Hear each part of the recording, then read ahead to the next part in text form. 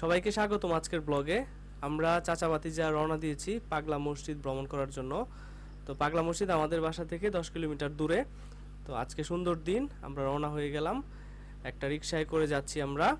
তো আজকের এই ভিডিওতে আমি পাগলা মসজিদটা আপনাদেরকে ঘুরিয়ে দেখাবো এবং হচ্ছে পাগলা মসজিদের ইতিহাস, কিভাবে পাগলা মসজিদের নামকরণ হইল সংক্ষিপ্তভাবে আপনাদের সাথে মানে তুলে ধরবো আর কি।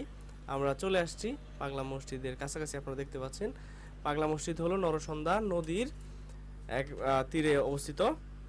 তো সংক্ষিপ্তভাবে আপনাদেরকে মানে পরিচিতিটা বা নামকরণটা কীভাবে হয়েছে এটা জানাই দেই। আমরা জেনেছি পাগলা মসজিদের যে খতিব রয়েছেন আশরাফ আলী সাহেব, উনি বক্তব্য দিয়েছেন যে মূলত পাগলা মসজিদটা নামকরণ করা হয়েছে যেভাবে অথেন্টিকভাবে তিনি তথ্য তুলে ধরেছেন।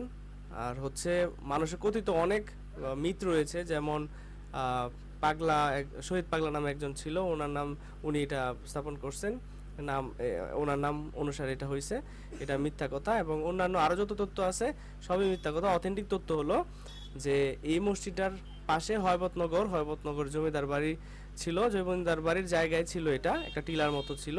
তো এখানে আপনার মানে মানুষজন এত বেশি মানে মুসলমান ছিল না, মোটামুটি কয়েকজন মানুষ নামাজ টামাজ পড়তো। তো এইটা মানে দুইজন মহিলা আর কি, জমিদার বাড়ির দুইজন মহিলা আল্লাহওয়ালা, তিনারা আর কি এই মসজিদটা স্থাপন করেন। ওনাদের নাম হচ্ছে দেওয়ান আয়েশাদাত খান, আরেকজন হচ্ছেন দেওয়ান জিলকদর খান। তো এই দুইজন মহিলা কি করেন, একটা মসজিদ স্থাপন করে দেন। ঠিক আছে, কালক্রমে এই মসজিদটা মানে এই দুইজন মহিলা এত বেশি আল্লাহওয়ালা ছিল যে কোনো মানে ধর্মীয় কাজ নিয়ে তারা একটু মানে এমন টাইপে কাজগুলো করতো পাগলের মতো করে। তো আস্তে আস্তে এটার নাম হয়ে গেল পাগলা বিবির মসজিদ। হ্যাঁ, পাগলা বিবির মসজিদ হওয়ার পরে আপনার আস্তে আস্তে কালক্রমে পাগলা বিবি নামটা উঠে যায়, আস্তে আস্তে এটা পাগলা মসজিদে পরিণত হয়ে যায়। তো আপনারা পাগলা মসজিদের আশপাশটা দেখছেন, এখন এটা বাইরের সাইডটা আর কি। আমি একটু পরে ভিতরের সাইড দেখাবো, পিছনের সাইড দেখাবো। ঠিক আছে, এটা হচ্ছে গ্রাউন্ডটা আর কি, এখানে যাই সবাই মানে ছবি তুলে। এটা হচ্ছে জুমার দিন, এখানে অনেক বেশি কি থাকে, ভিড় থাকে। তো এটা হচ্ছে এই যে নরসন্দার যে ব্রিজটা আছে, নরসন্দা নদীর উপরে ব্রিজটা, গ্রাউন্ড খুবই সুন্দর সবুজ। আর হচ্ছে এই পাশটাও খুবই সুন্দর, কিন্তু মানুষজন নোংরা করে ফেলে খুব দ্রুত, এগুলো নোংরা হয়ে যায় কারণ অনেক মানুষের সমাগম ঘটে ভারত থেকে, পাকিস্তান থেকে, নেপাল থেকে, পশ্চিমবঙ্গের মানুষজন মানে অহরহই চলে আসে এখানে পাগলা মসজিদ দেখার জন্য।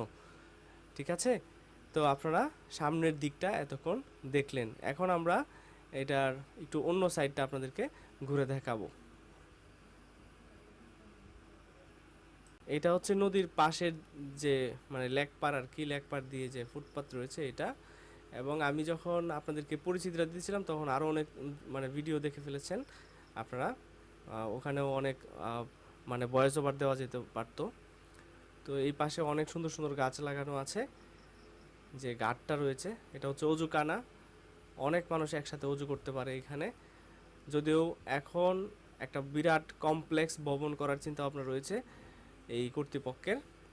এটা হচ্ছে সিঁড়ি 2 তলা ওঠার জন্য। এটা হচ্ছে সামনের বারান্দা দিয়ে মানে পাগলা মসজিদের মেইন রুম থেকে একবার বারান্দার দিকে যে রুমটা নামাজ পড়ার জন্য আপনারা যা দেখতে পাচ্ছেন অজুখানা, তারপরে পিছনের সাইডে টয়লেট রয়েছে। দূর দূরান্ত থেকে যে কোনো মানুষে আসুক না কেন এখানে গোসল করতে পারবে, অজু করতে পারবে, তাদের প্রয়োজনীয় কাজকর্ম করতে পারবে। এটা হচ্ছে মেইন রুমটা আর কি, মানে মসজিদের ভিতরের সাইডটা।